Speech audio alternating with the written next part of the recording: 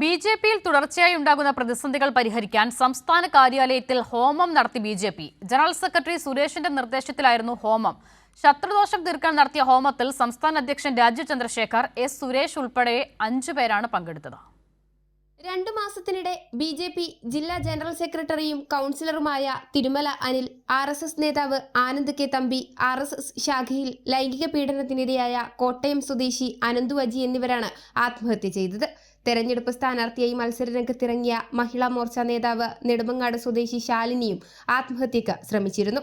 രാജീവ് ചന്ദ്രശേഖറിന്റെ പേരിൽ കർണാടകത്തിലെ 500 കോടി രൂപയുടെ ഭൂമി തട്ടിപ്പ് അഴിമതി ആരോപണങ്ങളും സംസ്ഥാന ജനറൽ സെക്രട്ടറി എസ് സുരേഷിന്റെ പേരിലുള്ള 43 ലക്ഷം രൂപയുടെ വായ്പാ തട്ടിപ്പും പുറത്തുവന്നതോടെ വിവാദങ്ങൾക്കൊന്നും കൃത്യമായ മറുപടി പറയാൻ നേതാക്കൾക്ക് കഴിഞ്ഞിരുന്നില്ല.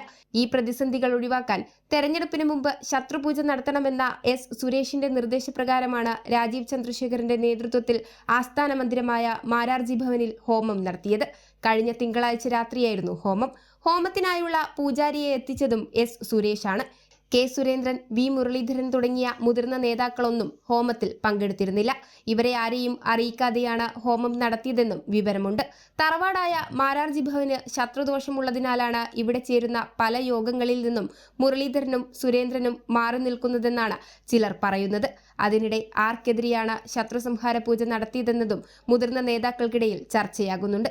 കേരളത്തിലെ ഒരു പാർട്ടിയുടെ സംസ്ഥാന കാര്യാലയത്തിൽ ഹോമം നടത്തുന്നതും ഇത് ആദ്യമായാണ്. തെരഞ്ഞെടുപ്പ് അടുത്തിരിക്കെ പ്രചാരണം നടത്തി വോട്ടുറപ്പിക്കുന്നതിന് പകരം സംസ്ഥാന അധ്യക്ഷൻ ഹോമം നടത്തുന്നു എന്നതാണ് ഉയരുന്ന പ്രധാന ചോദ്യം.